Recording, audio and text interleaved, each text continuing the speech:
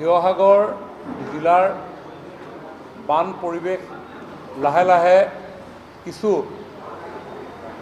উন্নত ফালে গতি কৰিছে আৰু এই মুহূৰ্তত আমি চৰকাৰৰ তৰফৰ পৰা ৰাইজলৈ আগবঢ়োৱা সাহায্য আৰু ক্ষিপ্ৰ গতিৰে আগুৱাই লৈ যাবৰ কাৰণে আমাৰ প্ৰচেষ্টা অব্যাহত আছে। যোৱাকালি মাননীয় মুখ্যমন্ত্ৰী ডক্টৰ হিমন্ত বিশ্ব শৰ্মা ডাঙৰীয়াই তেখেতৰ ফেচবুক লাইভৰ জৰিয়তে আমাৰ বান আক্ৰান্ত জিলাসমূহত ৰাইজে যাতে এই সময়ছোৱা তেওঁলোকে বানৰ পিছৰ পৰিস্থিতিৰ লগত সন্মুখীন হ'ব পৰাকৈ কিছু সহায়ৰ হাত চৰকাৰৰ তৰফৰ পৰা আগবঢ়াব পৰা যায়, তাৰ কাৰণে কেইবাটাও বক্তব্য মুখ্যমন্ত্ৰী ডাঙৰীয়াই ৰাখিছিলে আৰু আমি এই শিৱসাগৰ আৰু চৰাইদেউ জিলাত সেইখিনি বাস্তৱায়িত কৰিবৰ কাৰণে ইতিমধ্যে আমি হাতে কামে আগবাঢ়িছোঁ।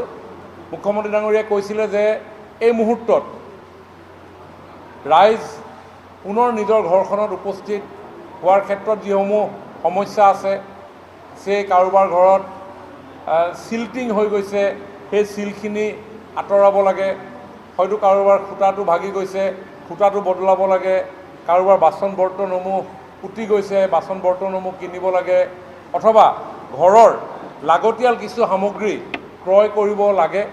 তাৰ প্ৰতি লক্ষ্য ৰাখি 1 লাখটা পৰিয়ালক 15,000কৈ টকা দিয়াৰ কথা তেখেতে ঘোষণা কৰিছিলে।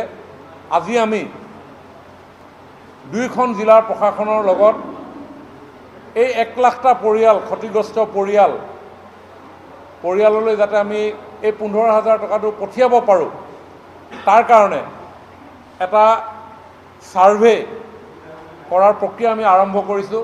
প্ৰত্যেকখন ৰেভিনিউ ভিলেজত গাঁও প্ৰধানকে ধৰি গাঁও পঞ্চায়তৰ সদস্য তথা স্থানীয় 3 পৰা 4জন চৰকাৰী কৰ্মচাৰী, বিশেষভাৱে শিক্ষকসকলক এই ডাটাসমূহ সংগ্ৰহ কৰিবৰ কাৰণে আমি নিয়োগ কৰিছোঁ। আমি গাঁওসমূহক দুভাগে বিভক্ত কৰিছোঁ। এখিনি চিভিয়াৰলি ফ্লাড এফেক্টেড ভিলেজ আৰু এখিনি মডাৰেটলি ফ্লাড এফেক্টেড ভিলেজ। আমি চিভিয়াৰলি ফ্লাড এফেক্টেড যিসমূহ ভিলেজ আছে, সেই ভিলেজসমূহলৈ এই দলসমূহ গৈ তেওঁলোকৰ নামসমূহ সংগ্ৰহ কৰিব, তেওঁলোকৰ ঠিকনা সংগ্ৰহ কৰিব, তেওঁলোকৰ বেংক একাউণ্ট নাম্বাৰ সংগ্ৰহ কৰিব, IFSC কোড সংগ্ৰহ কৰিব আৰু এই সংগ্ৰহ কৰি 2 দিনৰ ভিতৰত, আজি 29 তাৰিখ, 29-30 এই 2 দিন সংগ্ৰহ কৰি 31 তাৰিখে জিলা উপায়ুক্তৰ কাৰ্যালয়ত তেওঁলোকক জমা দিবৰ কাৰণে আমি আহ্বান জনাইছোঁ আৰু লগে লগে যাতে আমি সেইখিনি ভেৰিফাই কৰি মুখ্যমন্ত্ৰী কাৰ্যালয়লৈ প্ৰেৰণ কৰিব পাৰোঁ, যাতে মুখ্যমন্ত্ৰী কাৰ্যালয়ৰ পৰা 1 লাখটা পৰিয়াললৈ এই 15,000 টকা বেংক ট্ৰেন্সফাৰৰ যোগেদি প্ৰেৰণ কৰিব পাৰে। এই কাম আজি দুয়োখন জিলাৰ সকলো ৰেভিনিউ চাৰ্কুলত ইতিমধ্যে আমি সভা অনুষ্ঠিত কৰি আমি আমাৰ গাঁও প্ৰধানসকলক, ৱাৰ্ড মেম্বাৰসকলক, লট মণ্ডলসকলক আৰু CRCC-সকলক আমি বুজাই দিছোঁ আৰু সেই গোটসমূহে এতিয়াৰ পৰা কাম আৰম্ভ কৰিব। দ্বিতীয়তে, মাননীয় মুখ্যমন্ত্ৰী ডাঙৰীয়াই যোৱাকালি আমাৰ ছাত্ৰ ছাত্ৰীসকলৰ যিসমূহ কিতাপ পত্ৰ নষ্ট হৈছে, এই কিতাপ পত্ৰসমূহ ক্ৰয় কৰিবৰ কাৰণে এটা আৰ্থিক সহযোগিতা আগবঢ়োৱাৰ কথা ঘোষণা কৰিছিলে। আজি আমাৰ দুয়োখন জিলাৰ বিদ্যালয় পৰিদৰ্শকসকলক লৈ আমি সভা অনুষ্ঠিত কৰি আমাৰ ছাত্ৰ ছাত্ৰীসকলৰ ক্ষয় ক্ষতিৰ তালিকা প্ৰস্তুত কৰিবৰ কাৰণে আমি আহ্বান জনাইছোঁ। অন্যহাতে এতিয়া যিহেতু বানৰ বা পানীৰ প্ৰকোপ কমিছে, এতিয়া ঠায়ে ঠায়ে বিভিন্ন ধৰণৰ সৰু সৰু বেমাৰ আজাৰে দেখা দিছে। এই বেমাৰ আজাৰসমূহ যাতে বেমাৰ আজাৰসমূহৰ পৰা ৰাইজ সুৰক্ষিত হৈ থাকিব পাৰে। তাৰ কাৰণে ইতিমধ্যেই এই সিভিয়াৰ ফ্লাড এফেক্টেড ভিলেজসমূহলৈ গাঁওসমূহলৈ চিকিৎসকৰ দল প্ৰেৰণ কৰা হৈছে আৰু তৎপৰতাৰে ৰোগত আক্ৰান্ত লোকসকলক চিকিৎসা প্ৰদান কৰিবলৈ আমি দায়িত্ব প্ৰদান কৰিছোঁ আৰু তাৰ কাৰণে যাৱতীয় যিসমূহ ঔষধ এই ঔষধসমূহ আমাৰ হাতত মজুত আছে আৰু অন্যহাতে যদি তাতকৈ বেছি কাৰোবাক ৰেফাৰেলৰ প্ৰয়োজন হয় তাৰ কাৰণে অসম চিকিৎসা মহাবিদ্যালয়তো যাতে বান আক্ৰান্ত লোকসকলক লগে লগে বেড ইত্যাদি বা ICU যদি প্ৰয়োজন হয় তাৰ কাৰণেও আমি অসম চিকিৎসা মহাবিদ্যালয় কৰ্তৃপক্ষৰ লগত আমি যোগাযোগত আছোঁ।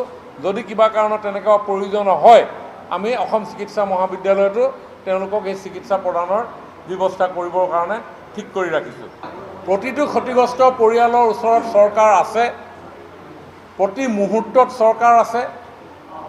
যি মুহূৰ্তত পানীত ককবকাই আছিলে সেইটো মুহূৰ্তত প্ৰথম দিনাখনৰ পৰাই ফাৰ্ষ্ট ডে মুখ্যমন্ত্ৰী ডাঙৰীয়াই লগে লগে মোক কৈছে আৰু অভিভাৱক মন্ত্ৰী হিচাপে মই ৰাতিপুৱাৰ পৰা ইয়াতে আছোঁ আৰু প্ৰতি মুহূৰ্তত SDRF লাগে, NDRF লাগে, কাঠৰ নাও লাগে, গাড়ী লাগে, গোটেই অসমখনৰ পৰা মেনেজ কৰিব লগা হৈছে।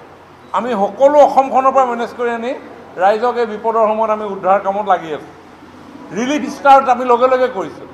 যেতিয়াই গৈ পাইছে ৰেস্কিউ দুদিন পাৰ হোৱাৰ লগে লগে আমি যিমান ৰিলিফ দিব লাগে খাদ্যদ্ৰব্য যাতে কোনো নাটনি নহয় সেই কাম আমি কৰিছোঁ।